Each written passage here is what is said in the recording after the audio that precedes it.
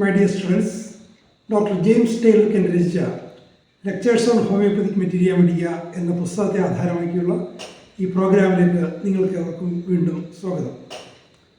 ഇന്ന് നമ്മൾ ഈ പ്രോഗ്രാം ആരംഭിച്ചിട്ട് 50 എപ്പിസോഡുകൾ തികയാണ്. നമ്മൾ വളരെ മികച്ച പ്രതികരണമാണ് കിട്ടിക്കൊണ്ടിരിക്കുന്നത്. നിരവധി പേർ ഇത് വളരെയധികം ഉപകാരപ്രദമാണെന്ന് പറയുകയുണ്ടായി. ഇത് കൂടുതൽ മെച്ചപ്പെടുത്താൻ നിങ്ങൾക്ക് എന്തെങ്കിലും അഭിപ്രായങ്ങളോ നിർദ്ദേശമുണ്ടെങ്കിൽ ദയവായി അറിയിക്കുക. നമുക്ക് കഴിഞ്ഞ 7 എപ്പിസോഡുകളായി പറഞ്ഞുകൊണ്ടിരുന്ന സൾഫർ എന്ന അധ്യായത്തെക്കുറിച്ച് വളരെ ശ്രദ്ധേയമായ ചില കാര്യങ്ങൾ നമുക്ക് ഈ എപ്പിസോഡിൽ നമുക്ക് ശ്രദ്ധിക്കാം. In inflammatory conditions a purplish appearance of the inflamed parts, a venous engorgement is seen under sulfur. അപ്പോൾ സൾഫറിൻ്റെ കണ്ടീഷനിൽ അതിൻ്റെ ഇൻഫ്ലമേഷനിൽ ഒരു പർപ്പിൾ കളർ, പർപ്പിൾ എന്ന് വെച്ചാൽ ഏകദേശം നമ്മൾ വയലറ്റ് എന്നുപോലെ പിങ്ക് എന്നൊക്കെ പറയുന്നൊരു കളറാണ് പർപ്പിൾ എന്ന് പറയുന്നത്. അപ്പോൾ ഇൻഫ്ലെയിംഡ് പാർട്സിൽ ഒരു purplish appearance. Measles when the come out with that purplish colour very often require sulphur. അപ്പോൾ അഞ്ചാമനിക്ക് എനിക്ക് വന്നപ്പോൾ ഒരു റെഡിഷ് കളറാണ് വന്നിരുന്നത്.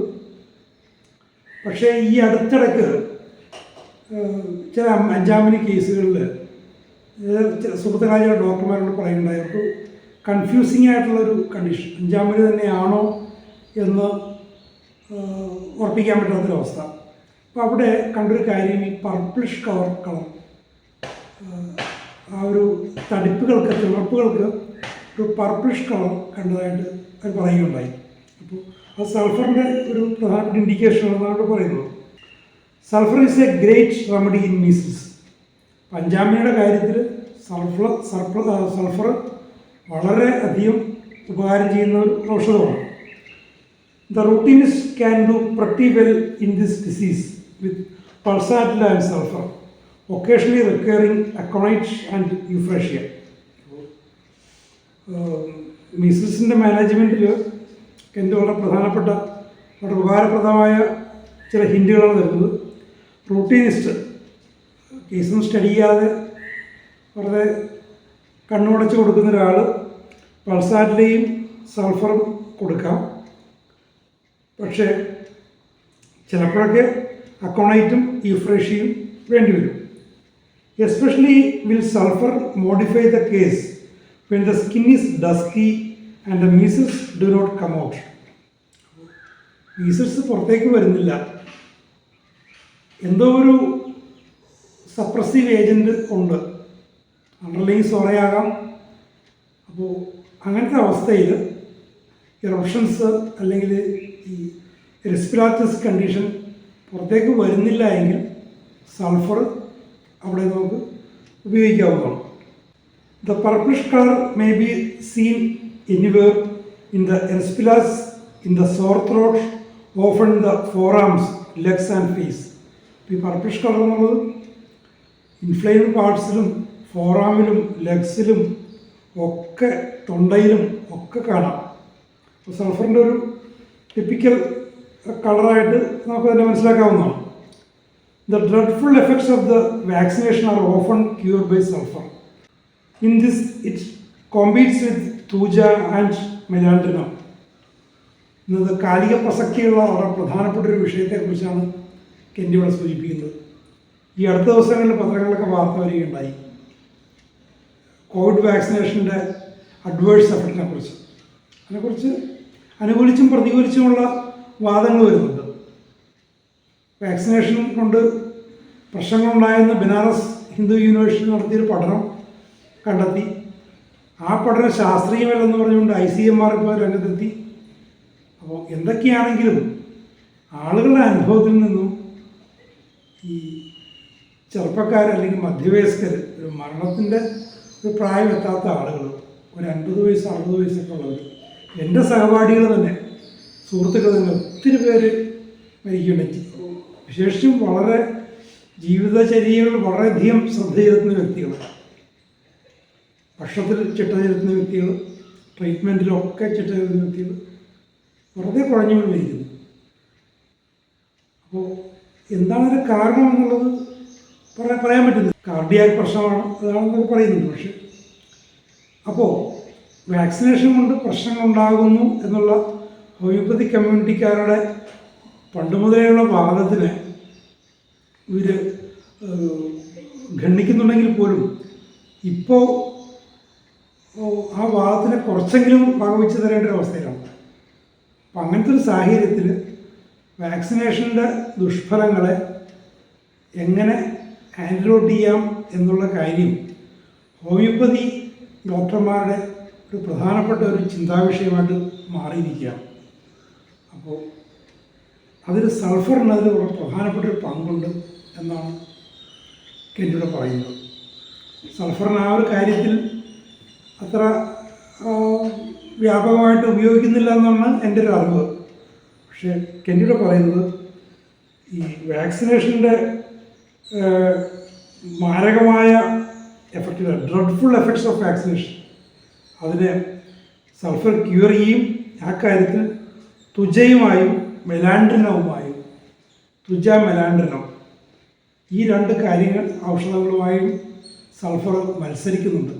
അപ്പോൾ ചുരുക്കി പറഞ്ഞാൽ വാക്സിനേഷൻ്റെ ദുഷ്ഫലങ്ങളെ, ഡ്രഡ്ഫുൾ എഫക്റ്റ് എന്ന് കെൻഡ് പറയുന്നത് ഇന്നിപ്പോൾ ശരിക്കും വാസ്തവമായിരിക്കുകയാണ്. ഭയക്കുകയാണ് ആളുകൾ.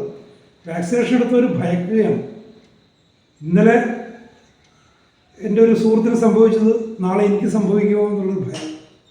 അപ്പോൾ ആ മാരകമായ ഭയാനകമായ ദുഷ്ഫലങ്ങളെ ആൻറ്റിഡോട്ട് ചെയ്യുന്നതിൽ സൾഫർ, തുജ, മെലാൻഡ്രിനം ഇത് മൂന്നും ചിന്തിക്കാവുന്നതാണ്. സിംറ്റംസിൻ്റെ സിമിലാരിറ്റി വെച്ചുകൊണ്ട് നിങ്ങൾ അത് വേണ്ട രീതിയിൽ പ്രയോഗിക്കാവുന്നതാണ്.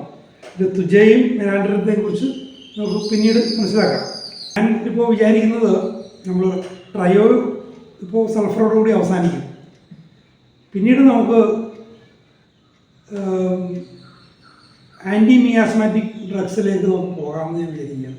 അപ്പോൾ ആൻറ്റിസോറിക്ക് നമ്മൾ നേരത്തെ പറഞ്ഞു, ആൻറ്റിസോറിക്സിൻ്റെ ലിസ്റ്റിൽ സൾഫറാണ് ഏറ്റവും മുകളിൽ വരുന്നത്. സൾഫർ ഈ അധ്യായം കഴിയും. അതിനുശേഷം നമുക്ക് തുജയിലേക്ക് പോകാം.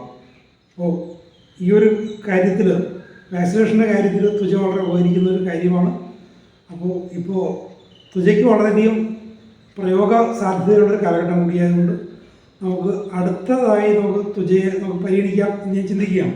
In the mental stage which gives out the real man, shows for the real interior nature, we see that sulphur vitiates his affections, driving him to a most marked state of selfishness. അപ്പോൾ സൾഫറിൻ്റെ mental സിംറ്റംസിലേക്ക് വരികയാണ്. അപ്പോൾ mental സിംറ്റംസിനെ കുറിച്ച് കെൻഡ് പറയുന്നത് ശ്രദ്ധിക്കുക. In the mental state which gives out the real മാൻ, യഥാർത്ഥ മനുഷ്യനെ കാണിക്കുന്നത് mental സിംറ്റംസാണ്. ഇതിലുള്ള യഥാർത്ഥ സ്വഭാവം അയാളുടെ സംസാരമോ അയാളുടെ വസ്ത്രധാരണമൊന്നുമല്ല, അയാളുടെ മനസ്സാണ്. അപ്പോൾ ആ മനസ്സിൻ്റെ ലക്ഷണങ്ങൾ മെൻ്റൽ സ്റ്റേറ്റ് നോക്കുമ്പോൾ സൾഫർ വിഷിയേറ്റ്സ് ഹിസ് അഫെക്ഷൻസ്. അഫെക്ഷൻ എന്ന് വെച്ചാൽ ലവ് എന്നുള്ളതിൻ്റെ മറ്റൊരു ഹയർ ലെവലാണ് അഫെക്ഷൻ. ലവ് സ്നേഹം പ്രകടിപ്പിക്കാതെയും സ്നേഹമുണ്ടെന്ന് പറയാം. പ്രകടിപ്പിക്കുന്ന സ്നേഹമാണ് അഫെക്ഷൻ, അല്ലെങ്കിൽ വാത്സല്യം, ഇഷ്ടം, ഏറ്റവും അധികം ഇഷ്ടമുള്ള അഫെക്ഷൻ, വളരെയധികം നമ്മുടെ ഹൃദയത്തോട് ചേർന്നിരിക്കുന്നൊരു കാര്യം അഫെക്ഷനേറ്റ്. അത് ലവ് എന്നുള്ളതിൻ്റെ ഒരു സുപ്പീരിയർ ആയിട്ടുള്ളൊരു ടേമാണ്. അപ്പോൾ ആ ഒരു അമ്മയ്ക്ക് കുഞ്ഞിനോടുള്ള സ്നേഹം അതൊരു അഫെക്ഷനാണ്, വാത്സല്യം. ഇഷ്ടത്തിൻ്റെ തന്നെ ഒരു ഉയർന്ന രൂപം. ആ ഉയർന്ന രൂപത്തെ വിഷ്യേറ്റ് ചെയ്യുന്നത്, അതിനെ കലുഷിതമാക്കുന്ന സ്ഥലം. ആ ഒരു വാത്സല്യം എന്നുള്ള ഭാവം, ഹൃദയത്തോട് ചേർന്ന് നിൽക്കുന്ന ഇഷ്ടം എന്നുള്ള ഭാവത്തെ കലുഷിതമാക്കി ആ പേഷ്യൻ്റെ സെൽഫിഷാക്കുന്നു. സെൽഫിഷ്നെസ് സ്നേഹത്തിന് വിരുദ്ധമായ കാര്യമാണ്. സൾഫർ പേഷ്യൻ്റ് അയാളുടെ ഇഷ്ടങ്ങളെ, അയാളുടെ വാത്സല്യ ഭാവത്തെ കലുഷിതമാക്കി സെൽഫിഷാക്കുന്നു. ഒരു അമ്മയും കുഞ്ഞും തമ്മിലുള്ള ബന്ധത്തിൽ പോലും സെൽഫിഷ്നെസ് വരുന്നു. സൾഫറിലങ്ങനെ വരാം. He has no thought of anybody's wishes or desires but his own. മറ്റാരുടെയും ഇഷ്ടങ്ങളെ, ആഗ്രഹങ്ങളെ, അഭിനിവേശങ്ങളെ അയാൾ പരിഗണിക്കുന്നില്ല, അതിനെക്കുറിച്ച് ചിന്തിക്കുന്നില്ല, ഒരു ചിന്ത പോലുമില്ല. അയാൾ സ്വന്തം ഇഷ്ടങ്ങളെയും സ്വന്തം അഭിലാഷങ്ങളെയും കുറിച്ച് മാത്രം ചിന്തിക്കുന്നു. Selfishness. Everything that he contemplates is for the benefit of himself. ആ സൾഫർ പേഷ്യൻ്റ് എന്തിനെക്കുറിച്ചൊക്കെ ചിന്തിക്കുന്നോ അതിൻ്റെ ആത്യന്തികമായിട്ടുള്ള താല്പര്യം സ്വന്തം ബെനിഫിറ്റ്, സ്വന്തം നേട്ടം മാത്രമാണ്. സെൽഫിഷ്നെസ്സാണ്. This selfishness runs through the sulphur patient. Sulphur പേഷ്യൻറ്റിലൂടെ ഈ സെൽഫിഷ്നെസ് ആകമാനം നമുക്ക് കാണാൻ സാധിക്കും. There is absence of gratitude. ഉണ്ടോ? ഇത്ര മോശമായ അവസ്ഥയാണ്. ഗ്രാറ്റിറ്റ്യൂഡ് എന്ന് പറഞ്ഞു കഴിഞ്ഞാൽ കൃതജ്ഞത. ഒരു മനുഷ്യൻ്റെ നന്മയുടെ ഒരു അളവ് പോലാണ് അയാളുടെ ഗ്രാറ്റിറ്റ്യൂഡ്, അയാളുടെ കൃതജ്ഞത. അയാൾക്ക് കിട്ടിയ നന്മയോട്, അയാൾക്ക് ചെയ്തു കിട്ടിയ നന്മയോട് അയാൾ എന്ത് പ്രത്യുപകാരം ചെയ്യുന്നു, അതാണ് ഒരു മനുഷ്യൻ്റെ നന്മയുടെ അളവ് പോലെ, അയാളുടെ ഗ്രാറ്റിറ്റ്യൂഡ്. നന്മ കൃതജ്ഞതയുള്ളവരാകുക. നമുക്ക് ചെയ്തു കിട്ടിയ നന്മകളോട് ഒക്കെ നമ്മൾ കൃതജ്ഞതയുള്ളവരാകുക. നമുക്ക് കിട്ടിയ ആഹാരം, വസ്ത്രം, ജീവൻ, വിദ്യാഭ്യാസ അവസരങ്ങൾ, ജോലി, ബിസിനസ്, ഇതിനൊക്കെ കാരണക്കാരായവരോട് നമ്മൾ നന്ദിയുള്ളവർ, കൃതജ്ഞതയുള്ളവരാകുക. പക്ഷെ ആ സൾഫർ പേഷ്യൻറ്റിൽ ഈ ഗ്രാറ്റിറ്റ്യൂഡ് എന്നുള്ള സാധനമേ ഇല്ല. അപ്പോൾ അയാളുടെ പേഴ്സണാലിറ്റി എത്രമാത്രം മോശമായെന്നുള്ളത്. അത്തരം അവസ്ഥകളിൽ സൾഫറിന് വളരെയധികം ഉപകാരമുണ്ട്. Philosophical mania is also a prominent feature. ആണോ? ഫിലോസഫിക്കൽ മാനിയ ഒരു ഭ്രാന്തമായ ഫിലോസഫി, ഒരു സൗണ്ട് ഫിലോസഫി അല്ല. ഒരു വിഷയത്തെക്കുറിച്ചുള്ള ഉത്കൃഷ്ടമായ അല്ലെങ്കിൽ ആഴത്തിലുള്ള തത്വചിന്ത അല്ല. മാനിയാണ്, ഭ്രാന്തമായ, അതിനൊരു സൗണ്ട് ബേസിസ് ഉണ്ടാവില്ല. അങ്ങനത്തെ ഫിലോസഫിയാണ്. അതാണ് ഫിലോസഫിക്കൽ മാനിയ. സൾഫർ ഫിലോസഫിക്കൽ മാനിയയുടെ ആളാണ്. Monomania or the study of strange and abstract things, occult things, things that are beyond knowledge, studying different things without any basis to figure upon, dwelling upon strange and peculiar things. ഉണ്ടോ? മറ്റ് philosophical മാനിയയുടെ മറ്റു വശം മോണോമാനിയ ഏതെങ്കിലും ഒരു കാര്യത്തിൻ്റെ പിന്നാലെ ഇങ്ങനെ പോവുക. ഈ മോണോമാനിയയ്ക്ക് ഒരു ഗുണവശം കൂടിയുണ്ട്, ഒരു ഫോക്കസ്ഡ് സ്റ്റഡി. അതൊരു തരം മോണോമാനിയ എന്നൊക്കെ പറയാം. കണ്ടുപിടുത്തക്കാർ ചില കാര്യങ്ങൾ കണ്ടുപിടിക്കാൻ വേണ്ടി ഇങ്ങനെ പിന്നാലെ നടക്കുന്നവർ. ഞാൻ പണ്ട് ഒരു പുസ്തകത്തിന് എഴുതാൻ വേണ്ടിയിട്ട്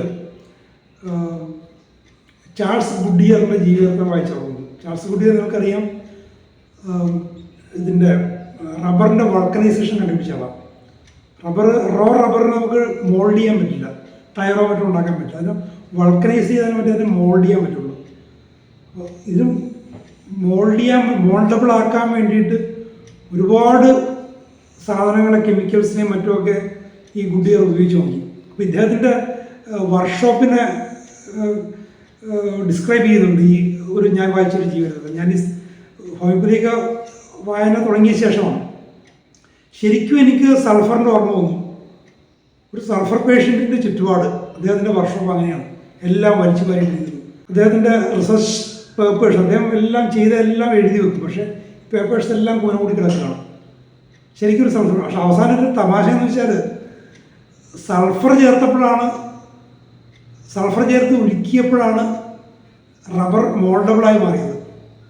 അപ്പോൾ ഗുഡിയർ വൾക്കനൈസേഷൻ കണ്ടുപിടിച്ചത് സൾഫർ ചേർത്ത് ഉരുക്കിയപ്പോഴാണ്.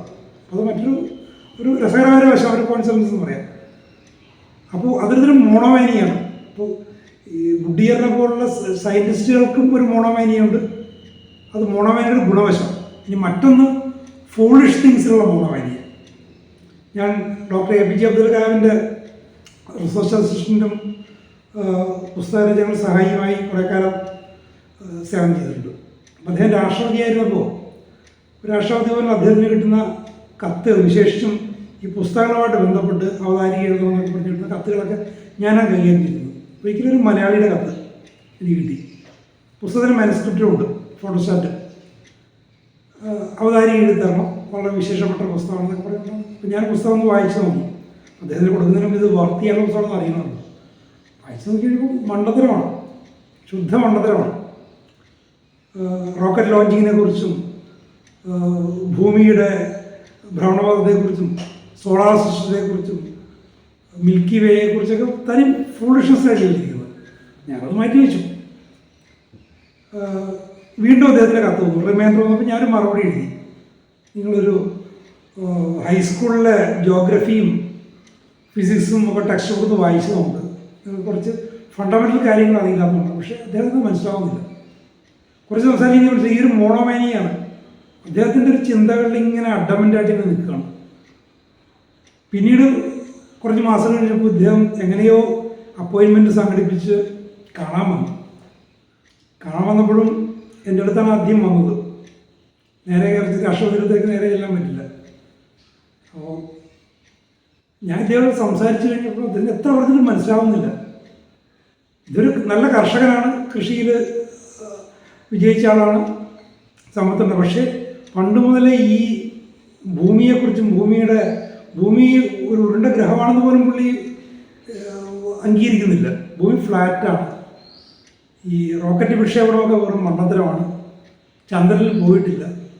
ഇതിനെക്കുറിച്ച് പുള്ളി ഏതാണ്ടൊരു 10-18 വയസ്സുള്ളപ്പോൾ മുതൽ അതിനെക്കുറിച്ച് ഇങ്ങനെ ചിന്തിച്ചു കൊണ്ടിരിക്കുകയാണ്.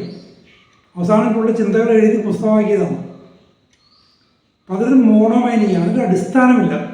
എത്ര പറഞ്ഞിട്ട് അത് മനസ്സിലാക്കാൻ പറ്റില്ല. അപ്പം മോണോമാനിയുടെ 2 വശങ്ങളാണ്. ചാൾസ് ഗുഡിയറിൻ്റെ കാര്യത്തിൽ പറഞ്ഞ പോലെ, അല്ലെങ്കിൽ ചില കണ്ടുപിടുത്തക്കാരുടെ കാര്യങ്ങൾ പറഞ്ഞ പോലെ അവരിങ്ങനെ അതിലൂടെ തന്നെ പോയി ഒരു കണ്ടെത്തലിലെത്തി. മറ്റു ചില ഇദ്ദേഹത്തെ പോലെ ഭ്രാന്തമായി ഒരു അടിസ്ഥാനമില്ലാതെ ഇങ്ങനെ പോയി ഒരിടത്ത് എത്താതെ പോകും. അപ്പോൾ മോണോമാനിയ അങ്ങനെ ആവാം. അപ്പം ഇത്തരം ആളുകളെയൊക്കെ സൾഫർ സുഖപ്പെടുത്തും. Abstract things, occult things, beyond knowledge, സാധാരണ അറിവിന് അപ്പുറമായ കാര്യങ്ങൾ, studying different things without any basis to figure അപ്പോൾ, ഒരു അടിസ്ഥാനമില്ലാത്ത പല പല കാര്യങ്ങൾ ഇങ്ങനെ പഠിക്കുക. ഡ്വെല്ലിങ് അപ്പോൾ സ്ട്രേഞ്ച് ആൻഡ് പെക്യുലർ തിങ്സ്, ഇതൊക്കെ ഒരുതരം മാനിയാക്കലാണ്.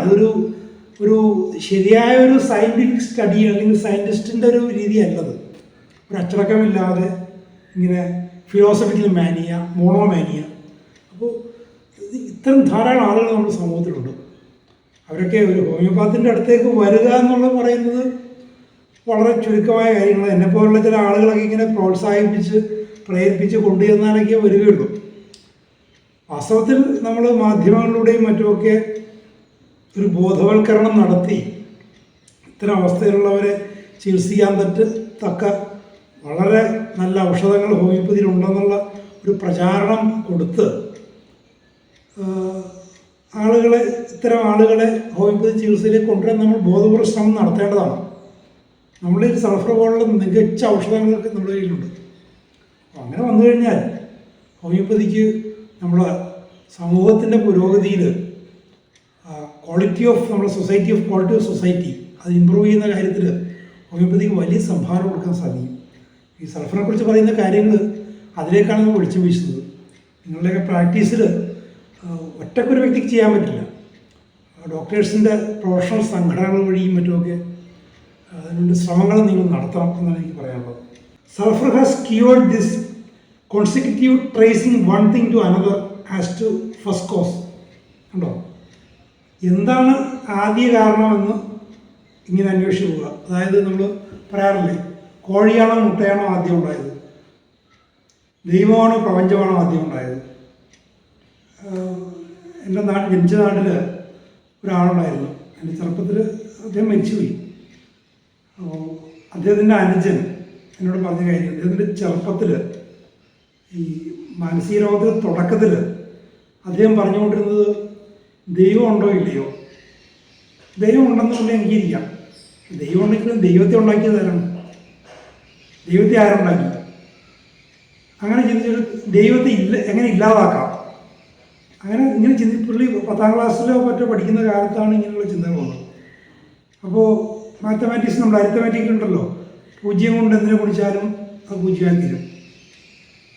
അപ്പോൾ ഇദ്ദേഹം അങ്ങനെ ചിന്തിച്ചിട്ട് ഒരു കടലാസ് എടുത്തിട്ട് അല്ലെങ്കിൽ സ്ലേറ്റ് എടുത്തിട്ട് ഗോഡ് GOD ഗോഡ് എന്ന് എഴുതും ഇൻറ്റു 0 0. അപ്പോൾ ദൈവത്തെ ഞാൻ ഇല്ലാതാക്കി. അപ്പം അങ്ങനെയൊക്കെയുള്ള ചിന്തകളിങ്ങനെ വർദ്ധിച്ച് വന്ന് ശരിയായ സമയത്ത് ഇദ്ദേഹത്തിന് ചികിത്സ കിട്ടിയില്ല. ഒരുതരം ചികിത്സയും കിട്ടിയില്ല. അന്നൊക്കെ ഷോക്ക് ട്രീറ്റ്മെൻറ്റിൻ്റെ കാലമാണ്. ഒരുതരം ചികിത്സയും കിട്ടാതെ എനിക്ക് ഓർമ്മ വയ്ക്കുമ്പോൾ വെറുതെ ഇരുന്ന് കണക്കൂട്ടിക്കൊണ്ടിരിക്കുകയാണ്. ഇങ്ങനെ കണക്കൂട്ടിക്കൊണ്ടിരിക്കുകയാണ്. അപ്പോൾ ആളുടെ തുടക്കത്തിൽ ഇങ്ങനത്തെ ചിന്തകളായിരുന്നു. ഇപ്പോൾ അതാണ് ഈ പറയുന്നത്, tracing one thing to another as to first cause. തുടക്കത്തിൽ എന്തുണ്ടായി? കോഴിയുണ്ടായോ മുട്ടയുണ്ടായോ? ഇങ്ങനെയുള്ള ഇൻസെയിൻ ചിന്തകൾ. അപ്പോൾ അങ്ങനത്തെ ചിന്തകൾ ഉണ്ടാകുന്ന സമയത്ത് ആ വ്യക്തിക്ക് ഒരു ഡോസ് സൾഫർ കിട്ടിയിരുന്നെങ്കിൽ ആ മനസ്സിൻ്റെ ഒരു അപഭ്രംശം അവിടെ അവസാനിച്ചേനെ. ഇത് വർദ്ധിച്ച് ചികിത്സിക്കാൻ പറ്റാത്ത തരത്തിൽ ആയിപ്പോകുന്നൊരവസ്ഥ ഉണ്ടാവുകയില്ലായിരുന്നു. ഉണ്ടോ? സൾഫറിൽ അങ്ങനത്തെ അവസ്ഥയുണ്ട്. It is cured A patient who did nothing but meditate as to what caused this and that and the other thing, finally tracing things back to divine providence. അവസാനം ഇതെല്ലാം ദൈവം ഉണ്ടാക്കിയെന്ന് പറയും. അവിടെ നിർത്തിയാലും കുഴപ്പമില്ല. And then asking who made God. ആ ഒരു കണ്ടീഷനിൽ നമുക്ക് ട്രീറ്റ് ചെയ്യാൻ കിട്ടണം. അപ്പോൾ സൾഫറിനെ അവരെ സഹായിക്കാൻ പറ്റും. One woman could never see any handiwork of man without asking who made it. ഇത് മറ്റൊരു അവസ്ഥ. മറ്റൊരു മാൻ ഇപ്പോൾ ഒരു വീട് കണ്ടു, വീടുണ്ടാക്കി കൊള്ളാവുന്നൊരു വീട്, നമ്മുടെ അഭിപ്രായം പറയാം. ഇനി ആ വീടിന് ആരുണ്ടാക്കി? നമുക്കത് ചിന്തിക്കേണ്ട കാര്യമില്ല. അല്ലെങ്കിൽ കൺസ്ട്രക്ഷൻ രംഗത്ത് പ്രവർത്തിക്കുന്ന ഒരാളായിരിക്കണം. ആ സാധാരണ ഒരാൾ വീട് കാണുമ്പോൾ, ഒരു സുഹൃത്തിൻ്റെ ഒരു ബന്ധുവിൻ്റെ വീട്ടിൽ ചെന്ന് വീട് കാണുമ്പോൾ ഈ വീട് ആരുണ്ടാക്കിയെന്ന് ചോദിക്കേണ്ട കാര്യമില്ല. പക്ഷെ സൾഫർ പേഷ്യൻ്റ് ചോദിക്കും. അപ്പം അങ്ങനെ ആരെങ്കിലും ചോദിക്കുകയാണെങ്കിൽ ഈ വീടിന് ആരുണ്ടാക്കി, ഈ കാർ ആരുണ്ടാക്കി, ആ ഉണ്ടാക്കിയാലുള്ള അച്ഛനാരാണ്, അമ്മയാരാണ്, അങ്ങനെയൊക്കെയുള്ള ചോദ്യങ്ങൾ ചോദിക്കുന്നത് നിങ്ങൾ കേട്ടാൽ സൾഫറിനെ കുറിച്ച് ചിന്തിക്കണം. മാനിയ കണ്ടീഷനാണ്. She could never be contented until she found out the man who made it and then she wanted to know who his father was. She would sit down and wonder who he was, whether he was a Irish man and so. ഉണ്ടാക്കിയ ആൾ, അയാളുടെ അച്ഛൻ, അമ്മ, അയാളുടെ നാട്, ഇതൊക്കെ ചിന്തിക്കുന്നത്, അതിനെക്കുറിച്ചൊക്കെ ചിന്തിച്ചുകൊണ്ടിരിക്കുക. This is a feature of sulphur. This is that kind of reasoning without any hope of discovery, without any possible answer. അപ്പോൾ എന്തെങ്കിലും കണ്ടുപിടിക്കാമെന്നുള്ള പ്രത്യാശയില്ലാതെ, ഒരു ഉത്തരം കിട്ടുമെന്നുള്ളൊരു സാധ്യതയെക്കുറിച്ചുള്ള ഒരു പ്രത്യാശയില്ലാതെ ഇങ്ങനെ റീസണിങ് ചെയ്തുകൊണ്ടിരിക്കുക. അത് സൾഫറിൻ്റെ ഒരു ഫീച്ചറാണ്. It is not that kind of philosophy which has a basis and which can be followed up, reasoning in a series, reasoning on things that are true, but a fanatical kind of philosophy that has no basis, wearing oneself out. ഒരു sound philosophy അല്ല. Sound philosophy ആണെങ്കിൽ അതിന് അടിസ്ഥാനം ഉണ്ടാകണം, ഒരു logical series ഉണ്ടാകണം. ഇതൊന്നുമില്ല. അങ്ങനത്തെ ഒരു ഇല്ലോജിക്കലായിട്ടുള്ള ഒരു അൺഫൗണ്ട് ആയിട്ടുള്ള ഒരു ചിന്ത, ഇത് സൾഫറിൻ്റെ ഒരു ഫീച്ചറാണ്. ഒരു എന്തെങ്കിലും കണ്ടെത്തുമെന്നുള്ളൊരു പോസിബിൾ ആൻസറിലേക്ക് എത്തുന്നുള്ള ഒരു പ്രത്യാശയില്ലാതെയുള്ള പോക്ക്, അത് ഫിലോസഫിക്കൽ മാനിയാണ്. അതൊരു ഫിലോസഫറല്ല, ഫിലോസഫിക്കൽ മാനിയൊക്കെയാണ്. അപ്പോൾ ഇത്തരം ചിന്തകൾ ഒരാളെ നശിപ്പിക്കുകയുള്ളൂ, ഒരാളെ വിയറിങ് വൺ സെൽഫ് ഔട്ട്, ഒരാളുടെ നാശത്തിലേക്ക് എത്തിക്കുകയുള്ളൂ. Sulfur has an aversion to follow things in an orderly fashion, an aversion to real work, an aversion to systematic work. ഉണ്ടോ? ഇങ്ങനെയുള്ള ഭ്രാന്തമായ പോക്ക്, മാനിയാക്കായിട്ടുള്ള പോക്കാണ്. ഒരു സിസ്റ്റമാറ്റിക്കായിട്ട് പോകുന്നില്ല, ഓർഡർലി ഫാഷനിലല്ല. ആവേർഷൻ ടു റിയൽ, യഥാർത്ഥ വർക്കിനോടുള്ള ആവേർഷൻ സിസ്റ്റമാറ്റിക് വർക്ക്. സിസ്റ്റമാറ്റിക്കായിട്ടൊരു കാര്യം ചെയ്യാൻ ഇഷ്ടമല്ല. എല്ലാം ഇങ്ങനെ തുഴഞ്ഞു മറിഞ്ഞ് ഒരു അടിസ്ഥാനമില്ലാതെ ഒരു മാനിയാക്കായിട്ടുള്ള പോക്കാണ്. അതാണ് സൾഫറിൻ്റെ അവസ്ഥ. The sulphur patient is A sort of inventive genius. ഒരു തരത്തിലൊരു കണ്ടുപിടുത്തക്കാരാണ്, ജീനിയസാണ്, ഇൻവെൻറ്റീവ് ജീനിയസാണ്. പക്ഷേ ഞാൻ നേരത്തെ പറഞ്ഞു ചാൾസ് ഗുഡിയറിൻ്റെ കാര്യം പറഞ്ഞില്ലേ, അതൊരു ഇൻവെൻറ്റീവ് ജീനിയസ് ആയിരുന്നു. അദ്ദേഹത്തിൻ്റെ ആ ഒരു വർക്ക്ഷോപ്പിൻ്റെ ഡിസ്ക്രിപ്ഷൻ വായിച്ചിട്ട് ഒരു ടിപ്പിക്കൽ സൾഫർ പേഷ്യൻ്റാണെന്ന് എനിക്ക് തോന്നിയിട്ടുള്ളത്. ഉണ്ടോ? അപ്പോൾ ഇൻവെൻറ്റീവ് ജീനിയസും ആകാം. When he gets an idea in his mind, he's unable to get it off it. ഒരു ആശയം മനസ്സിൽ കിട്ടിക്കഴിഞ്ഞാൽ അതിൽ നിന്ന് വിട്ടു പറയാൻ പറ്റുന്നില്ല. അപ്പോൾ അൺമോൾഡബിൾ ആയിട്ടുള്ള റബ്ബറിനെ മോൾഡ് ചെയ്തെടുക്കാൻ പറ്റും, അതുകൊണ്ട് ഇൻഡസ്ട്രിയിലായിട്ടുള്ള വലിയ ഗുണങ്ങളുണ്ടാകുന്നൊരാശയം ഗുഡിയറിൻ്റെ തലയിൽ കയറി, മനസ്സിലായോ? പിന്നെ അദ്ദേഹം അതിന് വിട്ടുപോയില്ല. അപ്പം അങ്ങനത്തെ ഒരു പോസിറ്റീവ് ആസ്പെക്റ്റും സൾഫർ പേഷ്യൻ്റിനുണ്ട്. അതിങ്ങനെ ഒരു നൂറുകണക്കിന് കാര്യങ്ങളിങ്ങനെ ഗുഡീകരിച്ചിട്ട് ചില ഫോസ്ഫറസ് ഒക്കെ ഉപയോഗിച്ച് കഴിഞ്ഞപ്പോൾ അദ്ദേഹത്തിൻ്റെ ലാബിൽ തീപിടുത്തമുണ്ടായി, എല്ലാം നശിച്ചു. എന്നിട്ട് വീണ്ടും ശ്രമിച്ചു. When he gets an idea in his mind, he follows it and follows it until finally accidentally he drops into something. കണ്ടോ, ഗുഡിയറിൻ്റെ കാര്യത്തിൽ ആക്സിഡൻ്റലിയാണ്. സൾഫറിനെ കുറിച്ച് സൾഫർ റോ സൾഫറിനെ കുറിച്ച് അതിനെക്കുറിച്ച് കെമിക്കൽ നേച്ചറിനെ കുറിച്ചൊരു ഏകദേശ ധാരണ ഉണ്ടെന്നല്ലാതെ വലിയ പഠനങ്ങളൊന്നും നടത്തിയിട്ടില്ല. സൾഫർ എന്ന് പറയുന്ന ആ ഒരു മൂലകം അതിനെക്കുറിച്ചോ അല്ലെങ്കിൽ റബ്ബർ എന്ന് പറയുന്നൊരു പോളിമറിനെ കുറിച്ചോ പഠനം നടത്തി അതിൻ്റെ ഈ പോളിമർ മോളിക്യൂൾസിനെ ലിങ്ക് ചെയ്യാൻ പറ്റും, സൾഫർ മോളിക്യൂൾ ലിങ്ക് ചെയ്യാൻ പറ്റും എന്നുള്ളൊരു കെമിക്കൽ സ്റ്റഡിയുടെ ബേസിലൊന്നും അല്ല. വെറുതെ ഇങ്ങനെ ഒരു ഭ്രാന്തമായിട്ടുള്ള ഒരു തരം പരിശ്രമങ്ങളായിരുന്നു കേട്ടോ. അതാണ് പറയുന്നത്.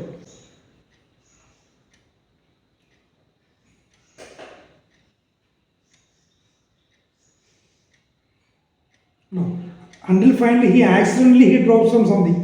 യാദൃശ്യമായ എന്തോ കണ്ടെത്തുന്നു. അതാണ് സൾഫർ പേഷ്യൻ്റെ അവസ്ഥ.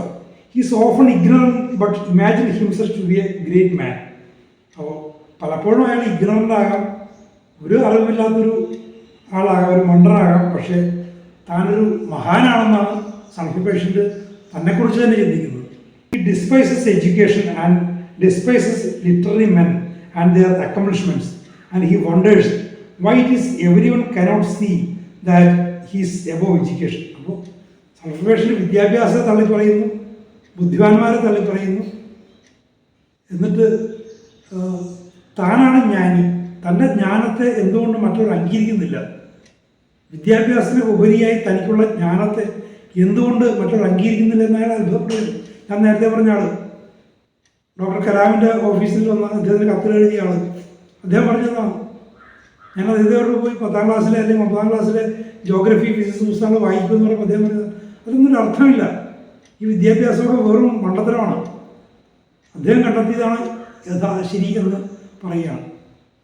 എനിക്കൊരു ഹോമിയോപ്പത്തിൻ്റെ അടുത്തേക്ക് അദ്ദേഹത്തെ കൊണ്ടുപോകാൻ പറ്റിയില്ല, അല്ലെങ്കിൽ അദ്ദേഹത്തിന് എനിക്ക് അത്തരത്തിൽ കൊണ്ടുപോകാൻ പറ്റി ഒരു സുഖപ്പെടുത്താൻ ചിലപ്പോൾ പറ്റിയേനെ. Again, this patient takes on religious melancholy, not meditating upon the rational religion, but on foolish ideas about himself. അപ്പോൾ റിലീജിയസ് മെലങ്കളി ഉണ്ട്. റിലീജിയസ് പ്രിൻസിപ്പിൾ ഏത് മതങ്ങളുടെയും തത്വങ്ങളിൽ അതിൻ്റെ ഫിലോസഫിയെക്കുറിച്ച് ചിന്തിക്കാം, പോസിറ്റീവായിട്ട് ചിന്തിക്കാം. അതിന് പകരം ചിന്തിച്ച് തന്നെക്കുറിച്ച് തന്നെ ചിന്തിച്ച് അതിനെക്കുറിച്ച് തൻ്റെ ചിന്തകളെ ആ റിലീജിയൻ്റെ ചിന്തകളുടെ മേൽ സ്ഥാപിച്ച് അവസാനം ഒരു മെലങ്കൊളിക്ക് ഒരു ദുഃഖകരമായ അവസ്ഥയിലേക്ക്, നിരാശയിലേക്ക് പോവുകയാണ്. He prays constantly and uninterruptedly. He is always in his room, mourning with despair. കണ്ടോ, എപ്പോഴും പ്രാർത്ഥിക്കുന്നുണ്ട്. പ്രാർത്ഥന കൊണ്ട് പ്രത്യാശയല്ല കിട്ടുന്നത്. ശരിയായ പ്രാർത്ഥന കൊണ്ട് ഒരാൾക്ക് പ്രത്യാശ കിട്ടണം. പക്ഷേ ഇവിടെ പ്രാർത്ഥന കൊണ്ട് ഇയാൾക്ക് നിരാശയാണ് കിട്ടുന്നത്. ഇയാളൊരു മോർണിംഗ് കണ്ടീഷനിലേക്ക്, മോർണിംഗ് എന്ന് വെച്ചാൽ അയാൾ ദുഃഖമാചരിക്കുകയാണ്. ഉണ്ടോ, മോർണിംഗ് വിത്ത് ഡിസ്പെയർ, നിരാശ കൊണ്ട് ദുഃഖമാചരിക്കുന്ന ഒരു അവസ്ഥയിലേക്ക് അയാൾ എത്തുകയാണ് ചെയ്യുന്നത്. അത് സൾഫർ പേഷ്യൻ്റെ അവസ്ഥയാണ്. He things he have sinned away his day of grace. ഉണ്ടോ, തൻ്റെ നല്ല കാലഘട്ടം, തൻ്റെ ഡേ ഓഫ് ഗ്രേസ്, തൻ്റെ നല്ല ജീവിത കാലഘട്ടം, തൻ്റെ കൃപയുടെ കാലഘട്ടം, മഹത്വത്തിൻ്റെ കാലഘട്ടമൊക്കെ താൻ പാപം ചെയ്ത് നഷ്ടപ്പെടുത്തി കളഞ്ഞു. ഇനിയിപ്പോൾ പ്രതീക്ഷയില്ല, ഇനിയിപ്പോൾ അയാൾ ദുഃഖമാചരിക്കുകയാണ്. തൻ്റെ തന്നെ അവസ്ഥയെക്കുറിച്ച് കൊടുത്ത് അയാൾ ദുഃഖമാചരിക്കുന്നു. അത്രത്തോളം ദുഃഖകരമായ സങ്കടകരമായ ഒരു അവസ്ഥയാണ് സൾഫർ പേഷ്യൻ്റ് എത്തിച്ചേരുന്നത്. അപ്പോൾ ഇതൊക്കെ അവസാനം അയാളുടെ മനസ്സിൽ എസ്റ്റാബ്ലിഷ് ചെയ്ത് ഇയാളൊരു പൂർണ്ണമായിട്ടൊരു ഭ്രാന്തമായൊരവസ്ഥയിൽ എത്തുന്നതിന് മുൻപ് ഒരു ഹോമിയോപ്പത്തിന് കിട്ടുകയാണെങ്കിൽ, ഒരു വൈസ് ഹോമിയോപ്പത്തിന് കിട്ടുകയാണെങ്കിൽ അയാൾ ആ അവസ്ഥയിൽ സുഖപ്രദമായിരുന്നു. അപ്പോൾ സൾഫറിൻ്റെ വളരെ വലിയ പ്രയോഗ സാധ്യതകളിലേക്കാണ് ഇതൊക്കെ വിരച്ചുകൊണ്ടുന്നത്. നന്നായിട്ട് ഇതിനെക്കുറിച്ചൊക്കെ പഠിക്കുക. സൾഫറിനെ കുറിച്ചുള്ള കൂടുതൽ ആഴമുള്ള കാര്യങ്ങൾ നമുക്ക് അടുത്ത എപ്പിസോഡിൽ കേൾക്കാം. ഈ 50 എപ്പിസോഡ് വരെ എത്തുന്നതിൽ സഹായിച്ച നിങ്ങൾക്ക് ഏവർക്കും ഞാൻ നന്ദി പറയുന്നു. ഈ ചാനലിനെ പ്രൊമോട്ട് ചെയ്യാൻ ഇത് ഇഷ്ടപ്പെട്ടുവെങ്കിൽ നിങ്ങൾ പരിശ്രമിക്കുക. ഇത് ഇനിയും സബ്സ്ക്രൈബ് ചെയ്യാത്തവർ സബ്സ്ക്രൈബ് ചെയ്യുക. നിങ്ങളുടെ സുഹൃത്തുക്കൾക്കും മറ്റുമൊക്കെ ഇത് അയച്ചു കൊടുക്കുക. അവരോട് ഇത് ശ്രവിക്കാൻ പ്രേരിപ്പിക്കുക. Thank you for watching.